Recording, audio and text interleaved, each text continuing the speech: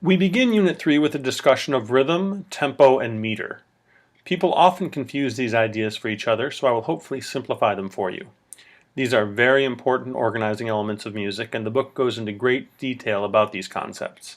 This video will give you a broad overview of the main ideas, and you can read the text for examples in detail. Rhythm is the organization of sound in time. In written music, rhythms are created by putting together different note values we looked at in Unit 2. The pulse of music is also known as the beat. When we tap our feet, snap our fingers, or clap our hands to music, we are responding to that beat. A strong pulse clarifies rhythms and helps to keep the music organized. The speed of a song is determined by its tempo. Tempos can vary from very slow to very fast. In addition, a tempo of a piece of music can vary, offering moments of tension and relaxation. We also call this push and pull, or tension and release.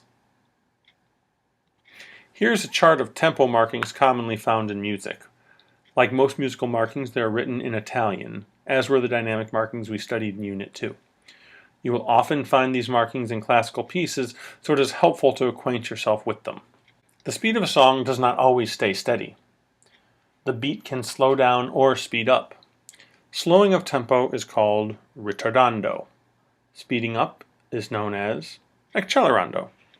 Some music moves and sways in tempo, and this is known as rubato.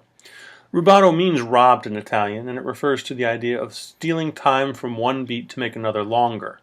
Once again, is the idea of push and pull. Meter is how musicians organize the beats into smaller units called measures.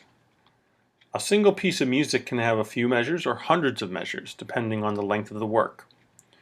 The number of beats in one measure depends on the time signature. Here's a chart of common time signatures. A time signature consists of two numbers. The top number refers to the number of beats in one measure. That can be any number. The bottom number is the kind of note that gets one beat. This is done mathematically. If you put a 1 over the bottom number, that's the note. For example, if the number is a 4, that is the fraction of 1/4, or a quarter note. If it is a 2, then that fraction is 1/2, or a half note. This is how musicians keep notes organized. One final concept is that of syncopation. Put simply, syncopation is rhythm in unexpected places, not on the beats. They are also known as upbeats. Two terms you should acquaint yourself with are downbeat, which are the pulse beats, where we expect to hear notes, and upbeats, which occur between the downbeats. In conclusion, start to concentrate on the rhythm of the music you are listening to. Are the melodies mostly on the downbeats or not? Becoming an active listener will make music more interesting and engaging.